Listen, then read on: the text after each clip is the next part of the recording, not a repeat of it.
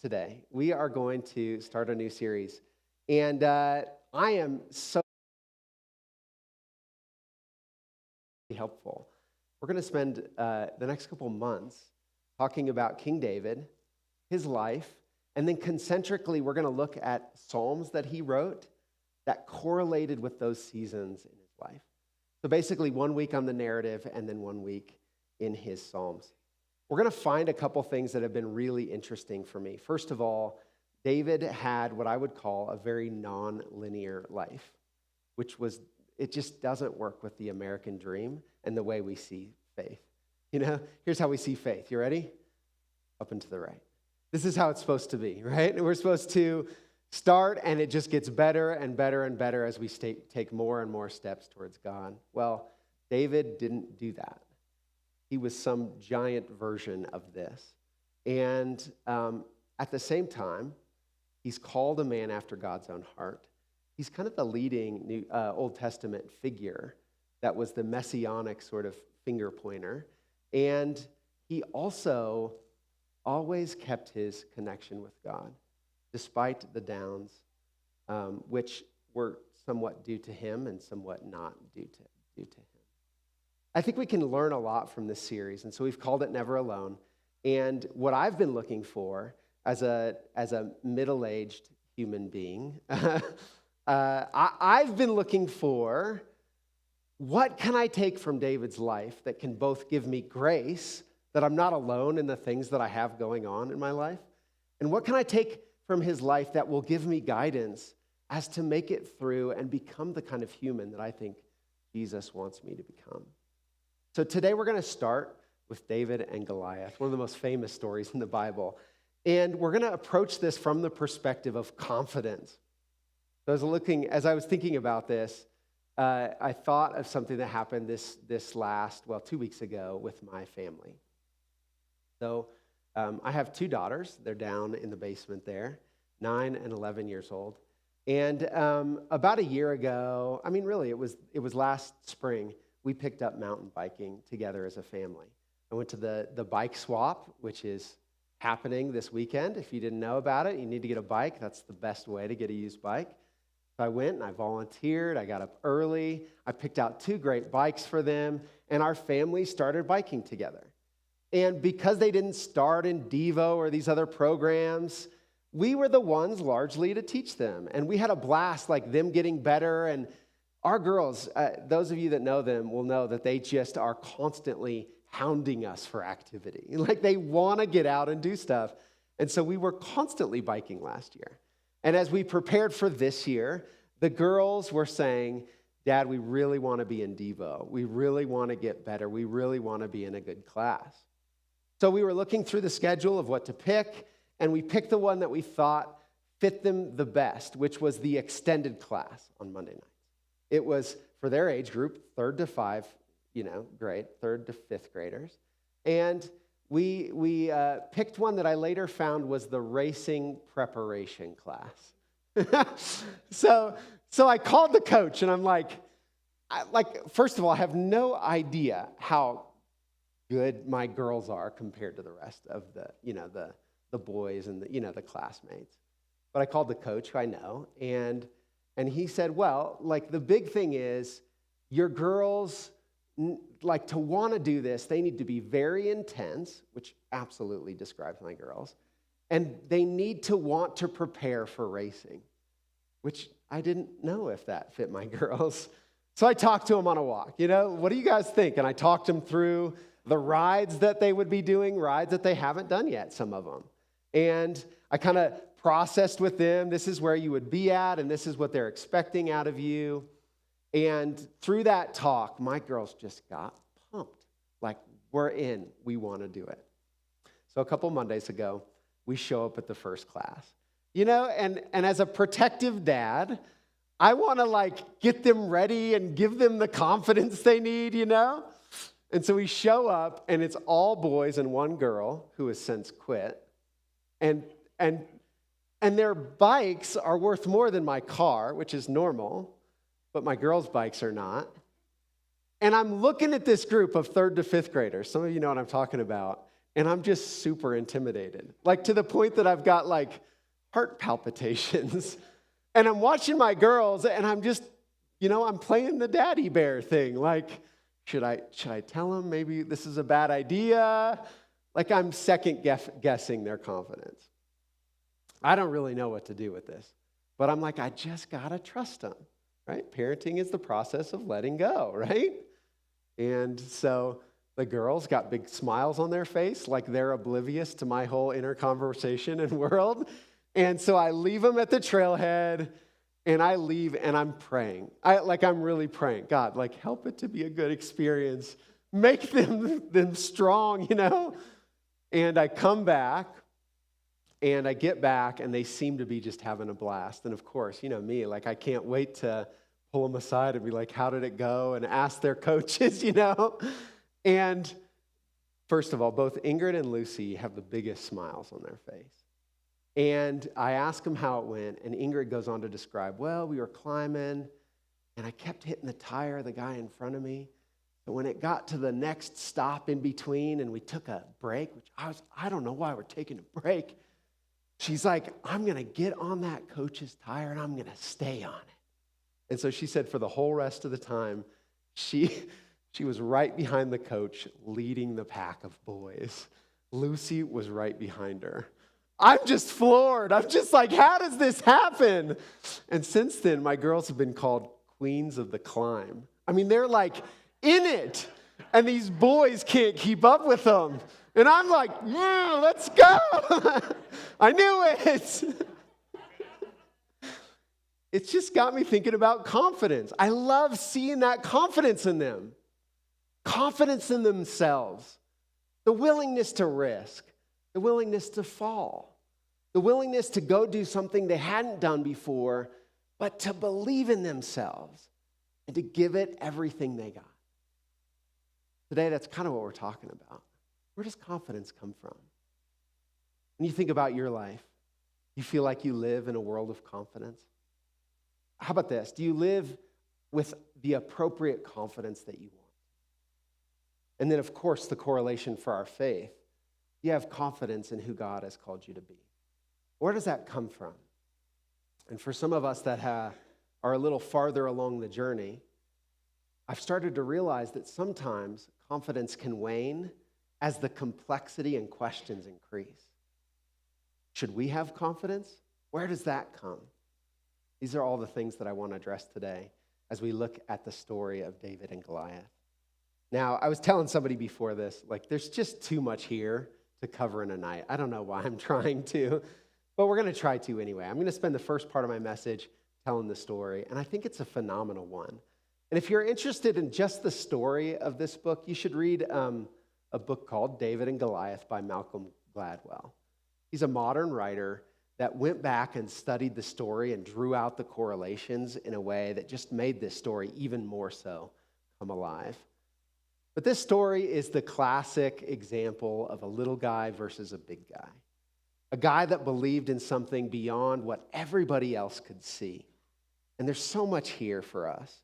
This story starts out and gives us the inception of King David. He was born to a father named Jesse, and he was identified as the next king when he was just a little runt. In fact, let's read the story. I won't tell you about it. I'll read it to you. We're starting in 1 Samuel, verse 16. This is found in the Old Testament of our Bibles, and this guy is going to become king. Now, just a quick backstory. The current king of Israel at this time is a guy named Saul. Saul was the perfect king, sort of. He played the part perfectly. He was strong. He was tall. He was a great fighter. He had a loud voice. He could rally a crowd. From the outside, he had all the characteristics. But on the inside, and this is going to become key to who David is, he didn't have it in here. And in fact, the correlation between Saul and David as you draw out the storyline is fascinatingly dichotomized. You get to see Saul, who had it all together and didn't have it in here, where David didn't seem to have it all together but had it in here. They had a completely different trajectory as king. So the prophet knew that Saul was no longer the one. Even though Saul was the king, God was already looking for the next one. And so we're going to pick it up in 1 Samuel 16:7. The Lord said to Samuel, "Don't judge." Samuel is now looking for the next king. "Don't judge by his appearance or height, for I've rejected him." The Lord doesn't see the things the way you see them. People, we judge by the outward appearance, but the Lord looks at the heart. Then Jesse told his son Abinadab to step forward and walk in front of Samuel. But Samuel said, "No, this is not the one the Lord's chosen." Next, Jesse summoned Shemaiah. And Samuel said, "Neither is this one the Lord has chosen." In the same way, all 7 of Jesse's sons were presented to Samuel, but Samuel said to Jesse, "Well, the Lord hasn't chosen any of these." Then Samuel asked, "Are these all the sons you have?" And Jesse said, "They're still the youngest, but he's out in the field watching the sheep and goats." In other words, there's no way you're going to choose him. Samuel said, "Send for him at once. We will not sit down until he arrives." So Jesse sent for him. He was dark, handsome, and had beautiful eyes. And the Lord said, "This is the one, anoint him." So David stood there among his brothers. Samuel took the flask of olive oil, and he brought and anointed David with oil. And the Spirit of the Lord came powerfully upon David from that day on. Then Samuel returned to Ramah. We're going to talk about this in a little bit, but this becomes fundamental to David's story. Remember, he's called a man after God's own heart. And in the very beginning, when he's chosen, Samuel says, God doesn't actually look at who we are on the outside. He doesn't look at our accomplishments the way we do. He doesn't judge our identity based on our bank accounts or the things that we've done that seem to be the things that would define us or the things that we are judged by. He really is interested in who are we in here.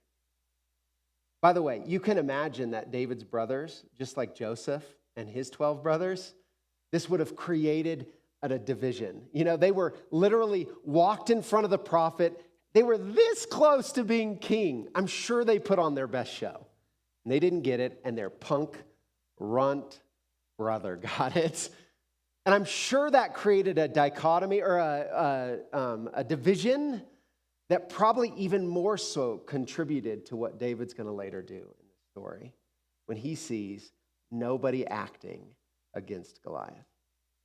We're going to pick up the story now in verse 17. We've learned about a character named Goliath who is 9 feet tall. Listen to this. He had armor that weighed 125 pounds. I thought about bringing in some plates, just to have somebody put them on to feel the weight of his armor. This is the one that really tripped me out. He had a spear that had a tip on it that was 9 pounds. 15 pounds. 9 would be a lot. Think of a bowling ball. A heavy bowling ball is 14 pounds, right? That's the one I always go for. Because I want to throw it as hard as I can and knock the pins out, right? I want to break those pins in half. Anybody else with me? Yeah. I'm not very much for the spin. Anyway, 15-pound spearhead. I want to ask you a question. Was this for show? Or did the guy have what it took to be a fighter? Goliath definitely had the show. And it created fear in everybody. Because all of us, we look with natural eyes at the giants in our day, right? We look practically. We look with, numbers, X's and O's, as they say, right? We know when we're beat. But David had a kind of confidence that went deeper than that. So he arrived at the camp. He was bringing food for his brothers. He wasn't even in the army.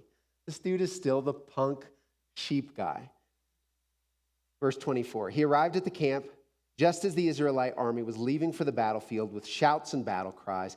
Soon, the Israelite and Philistine forces stood facing each other, army against army. David left his things with the keeper of the supplies and hurried out to the ranks to greet his brothers. As he was talking to them, Goliath, the Philistine champion from Gath, came out from the Philistine ranks. Then David heard him shout his usual taunt to the army of Israel. As soon as the Israelite army saw him, they began to run away in fright. "Have you seen the giant?" the men asked. "He comes out each day to defy Israel. The king has offered a huge reward to anyone who kills him. He will give that man one of his daughters for a wife, and the man's entire family will never pay taxes." David asked the soldiers standing nearby, "What will a man get for killing this Philistine and ending his defiance of Israel? Who is this pagan Philistine anyway, that he is allowed to defy the armies of the living God?" These men gave David the same reply. They said, "Yes, you get this massive reward for killing him." When David's oldest brother, Eliab, heard David talking to the men, he was angry. "What are you doing around here anyway?" he demanded. "What about those few sheep you're supposed to be taking care of? What about those? I know about your pride and deceit. You just want to see the battle." And so David is left with this. He's looking around kind of, I don't know if in awe, but he fundamentally sees from a different perspective. You ever felt like that in life? You just feel like maybe the way you see life or the way that you see life should be is different than it seems to be in mainstream world. You know, what is it about our world that we create these thoughts that everybody just attaches to and we all sort of buy into? Kind of fundamentally, I don't know if it's because David was anointed with the oil. I don't know what it was about David's heart, but he functionally saw life with God first and then the world's problems around him. And that's going to create the drama for the story. Eventually, David ends up in King Saul's court. Here's what happens. Verse 32. David says, "Don't worry about this Philistine." He says this to the king. Can you imagine? I mean, what a moment, right? Here's this punk little handsome kid, and he's got no armor. And I mean, he's not even in the army, right? He's bringing food. And King Saul is, by this point in his life, he's so attached to his life that he is not willing to risk it at all. So he's in a fancy tent. He's not even up with these guys. He's probably, eating grapes from a skewer, and he's sitting back with all his fancy stuff and his feet up. And David says, "I got this. I'll go fight him." Saul says, "Don't be ridiculous. There's no way you can fight this Philistine and possibly win. You're only a boy." And he's been a man of war since his youth. But David persisted. "I've been taking care of my father's sheep and goats," he said. "When a lion or bear comes to steal a lamb from the flock, I go after it with a club. I rescue the lamb from its mouth. And if the animal turns on me, I catch it by the jaw and I club it to death. I've done this to both lions and bears, and I'll do it to this pagan Philistine too. For he has defiled the armies of the living God. The Lord who rescued me from the claws of the lion and the bear will rescue me from this Philistine." All right, just a quick stop. This makes a great Hollywood movie probably, right? It's the ultimate plot. A guy believes in himself. He's an underdog. There's another punk guy that nobody likes, and he's the enemy, but he's huge and nobody can beat him. And nobody can seem to see beyond reality with a tiny r. Reality as everybody else defines it. And David has this unwavering confidence that is not based on the size of his mountain bike, right? It's just based on what's in here. And so finally, Saul consented. "All right, go ahead," he said. "May the Lord be with you." And then he takes him into his armory. Saul gave David his own armor, a bronze helmet and a coat of mail. David put it on, strapped the sword over it, took a step or two, and fell over. Not quite, but almost. He'd never worn such things before these. He said, "I can't go in these," he protested. "I'm not used to them." So David took them off. He picked up 5 stones from a stream and then put them in a shepherd's bag. Then, armed with only a shepherd's staff and sling, I love this, he started across the valley to fight the Philistine. Goliath walked out to David with the shield bearer ahead of him, sneering in contempt at his ruddy-faced boy. I like that. Am I a dog, he roared, that you would come at me with a stick? And he cursed David by the names of his gods. Come over here and I'll give your flesh to the birds and wild animals, Goliath yelled. This gives us insight now into who David was. Listen to his reply. But David replied to the Philistine, You come to me with sword, spear, and javelin, but I come to you in the name of the Lord of heaven's, the God of armies of Israel, who you have defiled. Today, the Lord will conquer you, and I will kill you and cut off your head. I will then give the dead bodies of your men to the birds and wild animals, and the whole world will know that there is a God in Israel. And everyone assembled here will know that the Lord rescues his people, but not with sword and spear. This is the Lord's battle, and he will give you to us. All right, let's just pause for a moment. This is a great speech. It's greater if you think about the actual battle that he's in. I mean, it's actually kind of ludicrous, right? That he would be so confident. I think most of us in our day and age would say he's just in la la land. Like he's lost reality. But that's not what happens. Maybe you caught it. At first, you kind of see the writer brilliantly kind of saying he only had a stick and rocks. But if you think about it, who's going to move well with 125 pounds and a 15-pound spearhead? I don't care if you're 9 feet tall. I don't care if you're Andre the Giant, right? There's no way you can maneuver well with that.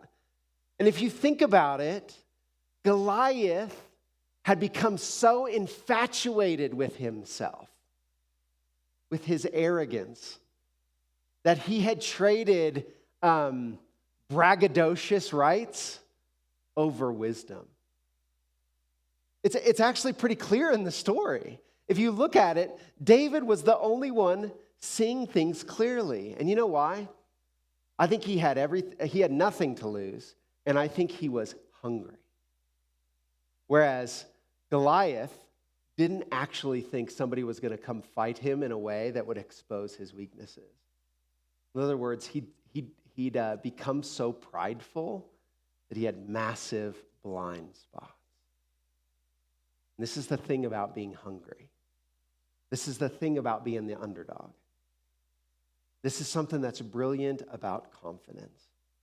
When you have confidence and you see something beyond what other people see, you have an opportunity to change the world, change things. As Goliath moves closer to attack, David quickly ran out to meet him. Reaching into his shepherd's bag, taking out the stone, he hurled it with the sling and hit the Philistine on the forehead. The stone sank in, and Goliath stumbled and fell face down to the ground. So David triumphed over the Philistine with only a sling and a stone, because that's all he needed. For he had no sword. Then David ran over, pulled Goliath's sword from its sheath, and used it to kill him and cut off his head. When the Philistines saw that their champion was dead, they turned and ran. There is so much good in this story, isn't it? I mean, it just has all the makings of a great story. And, you know, today we could spend the rest of our time drawing out tactically how to beat our giants, you know? And we could use the analogies that David uses, and we could draw them out, and it would be totally worth our time. But instead, what I want to do is do something that fits really well with the rest of our series, and that is trying to look a little deeper, try to look what motivated David, and what we can learn from that motivation. The first thing that stuck out to me is that David's confidence came from something that never changed in his life. Stick with me on this for a little bit because I think it's important. I wrestled with this story because frankly, I'm at a place in my life where I don't need another rah-rah speech for God. I'm sorry. I don't want to come and be yelled like, let's go cut their heads off. And I'm like, wait, what? What are we talking about? I don't want another speech where we're going to like take on the culture and we're going to beat it and we're going to walk out of here feeling like blood is just almost ready to burst in our veins. And I think that's probably because I had a season like that. Seasons where I took crazy risks. Seasons where I was willing to do anything for God. And I look back and I see so much muddled complexity of those seasons. Seasons where maybe sometimes I shouted things at people that I look back and absolutely regret. But I was confident, right? It's more than confidence, right? And so as I looked at this story, I'm like, what am I going to tell him, God? Go back to being 20 again? Being full of piss and vinegar and let's go get those evil people? It just didn't seem to work for me. So I wrestled with this and I prayed about it. And I actually took to the Lord my own parts of my life that I feel maybe I've lost my hunger. I sort of said, Lord, have I lost my hunger? Have I lost my passion for you? That I'm not out on the street corner every day fighting for your name? It's something I don't really know the answer to. And then I realized, I think this was from the Lord. I felt like he said to me, I don't know, but I felt like he said, I want you to go back and I want you to relive some of those early passions that you had for me. I want you to see if those things have changed. So I spent a good chunk of time going back and looking, what were the first things that I believed that changed my life so much about God? The first thing that stuck out to me was that there was no power greater than the power of forgiveness.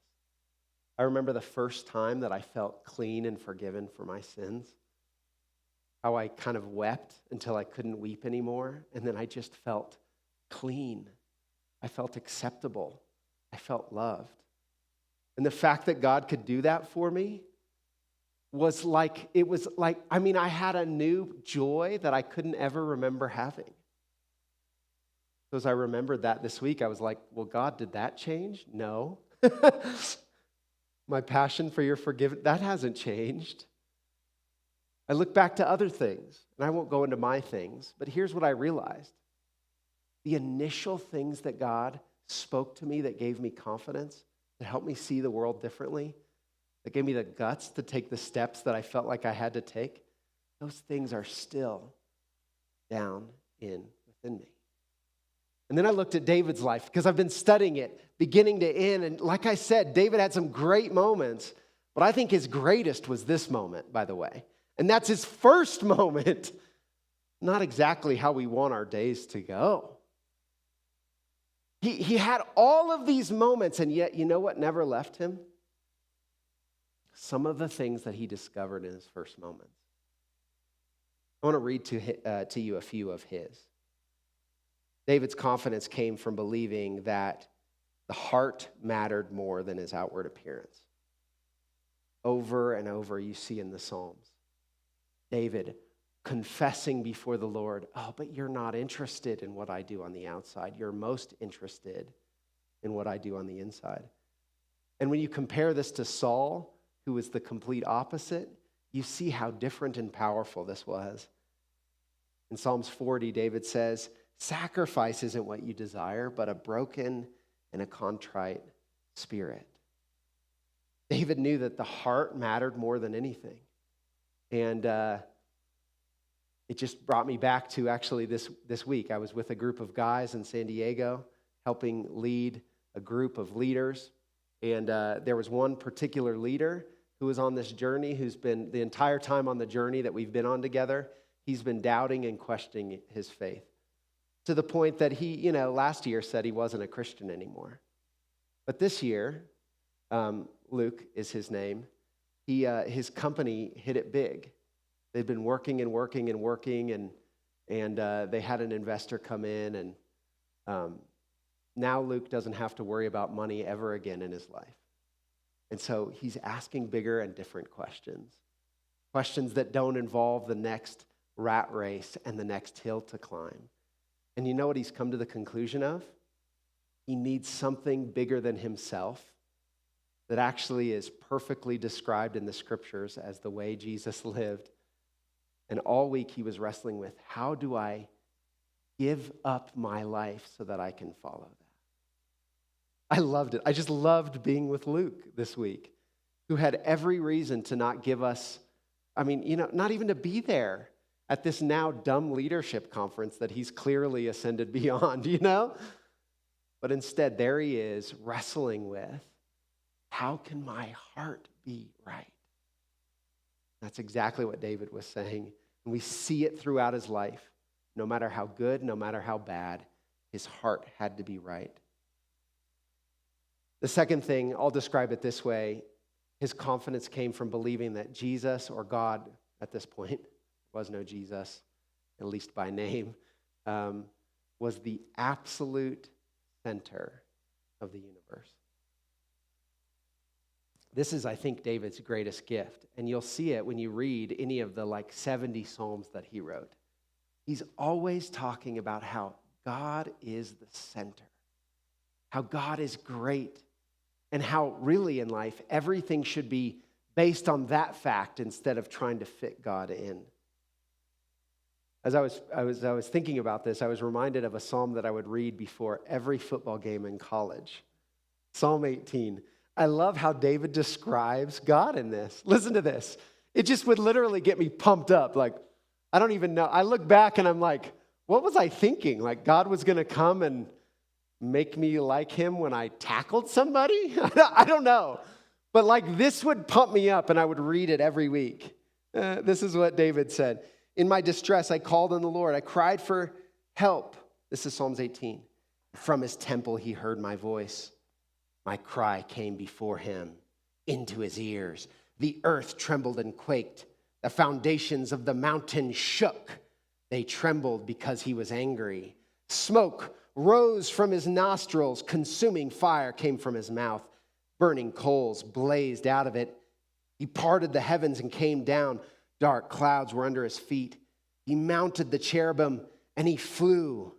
He soared on the wings of the wind. He made darkness his covering, his canopy around him, the dark rain clouds of the sky. Out of the brightness of his presence, clouds advanced with hailstones and bolts of lightning. The Lord thundered from heaven. The voice of the Most High resounded. He shot arrows and scattered the enemy. With great bolts of lightning, he routed them. The valleys of the sea were exposed, and the foundations of the earth laid bare at your rebuke, O Lord. The blast of your breath from your nostrils. The psalm goes on and on. Do you see what I'm saying? If any of you play flag football, that'll get you pumped up, right?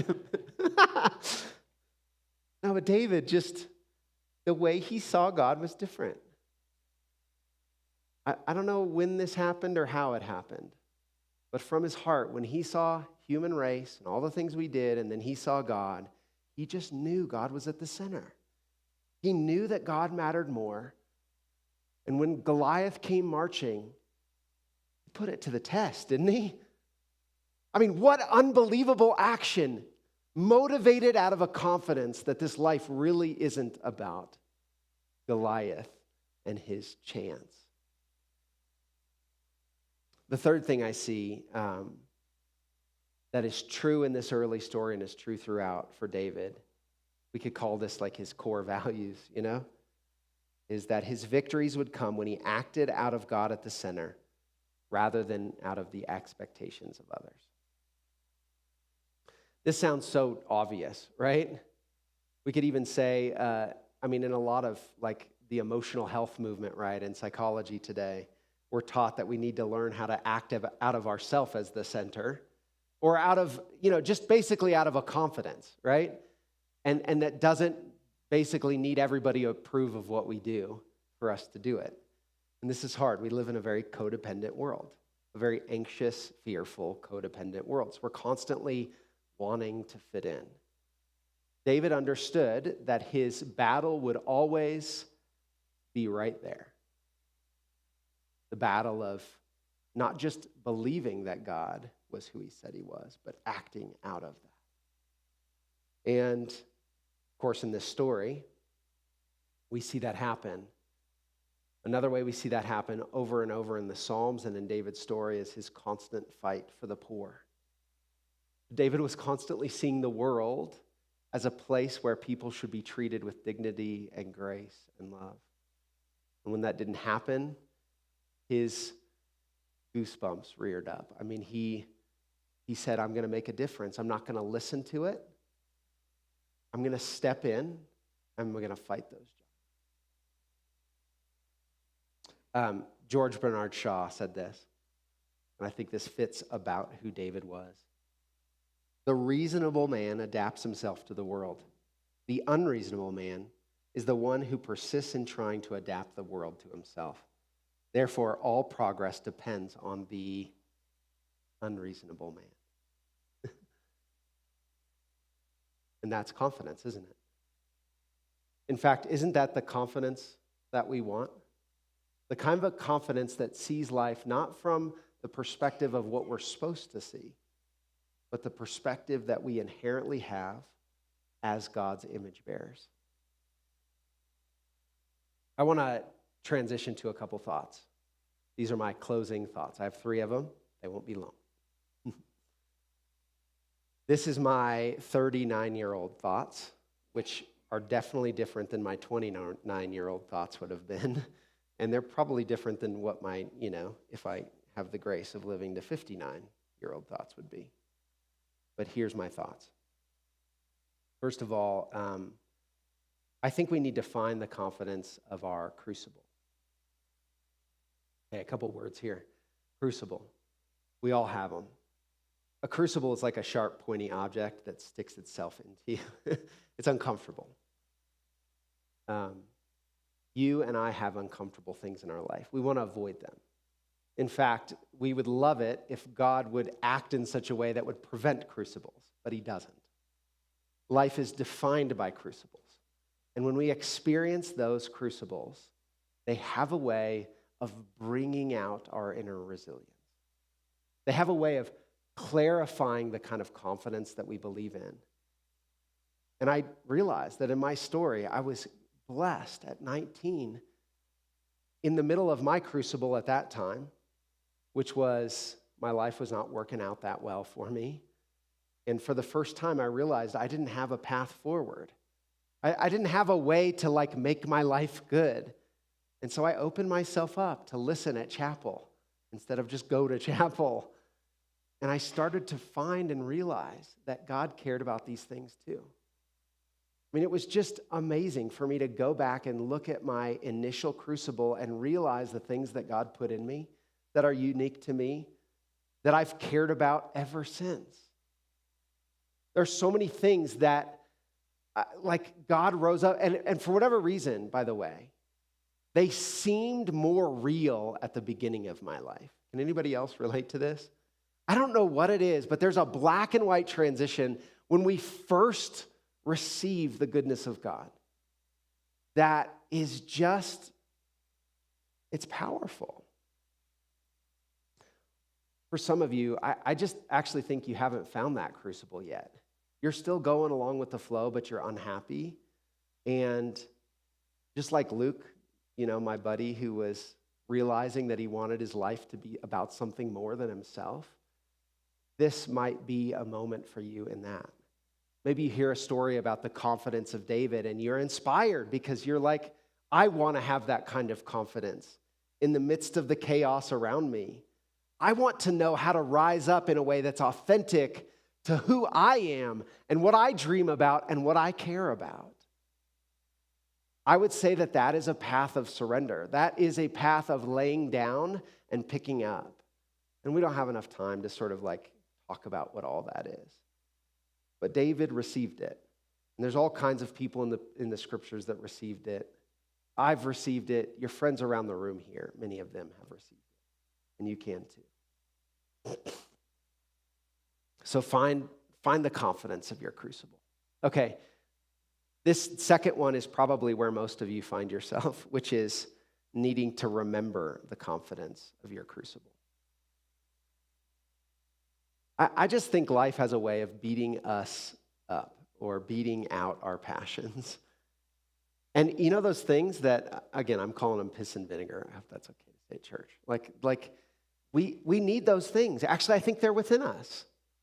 We need those things to thrive. Another guy in our group, I won't say his name because his story is a little bit more personal.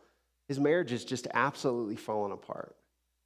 And every time we would get together and go around the room, guys would be talking about things they were excited about, and then they'd get to this guy, and you could just see the slump in his shoulders, just like he had no hope. And this guy, he needed to remember the confidence of his crucible. He'd gotten so beat up by his marriage and what he saw it to be reality that he needed to remember what it felt like to be married for the first time. He needed to remember why he dreamed about this girl and why he got on his knees for this girl and why he stuck the ring in her face and why he did all the things that he did year after year for this girl. He had forgotten his confidence. And in the same way, I think that happens in faith as well. We go to this thing over and over and over, and we get into the ritual, but we forget why we do it. And I can't tell you why to do it. There's not a one-size-fits-all. You need to look into your own story. You need to go back and journal and spend some time, and you need to listen to what fired you up when you first started following Jesus. You know, another thing is hang out with some people who are just doing that now. I mean, they'll get you fired up because you'll see this fire that they have, this belief that the world shouldn't be as we see it to be. The last one that I want to say, this is going to sound strange. This is a really strange closer, but it's like foreshadowing in a great, this is like the second sequel, the novel thing. Beware of the confidence of your crucible. You know what's so interesting about David is what made him so amazing was also the thing that carried him so low. His confidence in God and the way he saw God is actually the thing that led him skidding down on the dirt, face down, scars everywhere. Confidence is a great thing, friends. We want confidence. Confidence gives us, it tells us what to do. It's like the secret key to life when life is thrown at you. And I don't know what to do. And when you have confidence, you know what to do, and it feels good. Let me tell you what, in our faith, it feels great to have confidence. But sometimes confidence, how do I say this? David, his confidence didn't change and grow and develop and mature. And he got to this point where he just started killing everyone that didn't share his confidence in God. That's exactly what he did. Anybody who didn't fit his mold, he just started killing them. He was so driven for the things that he believed that he had no patience for others. It's a real challenge, isn't it? It's a real challenge to keep that soft heart, even if that's one of our main things that we're shooting for. As we close, I think there's a ton of hope in David's story, even though he had highs and lows. You know, I just want to tell you, your life is going to have highs and lows. You're a human being. You are a mere mortal. You are not God himself, and you're not an angel. And in this journey of life, there are going to be moments where you feel like you're absolutely crushing your faith, and you should post about it on every social media platform you know? And then there are going to be other times where you just get it wrong. What was so profound about David is that he found a connection with God every step of the way. I mean, we're going to hit this over and over and over, but let me just say to you, wherever you are today, in whatever season you are, God is right there, able for you to reach out to. He will walk with you and give you exactly what you need in this season. I believe that. Let's pray and close. God, thank you for the wisdom of David's life. I thank you for these friends of mine and new friends and friends I haven't met.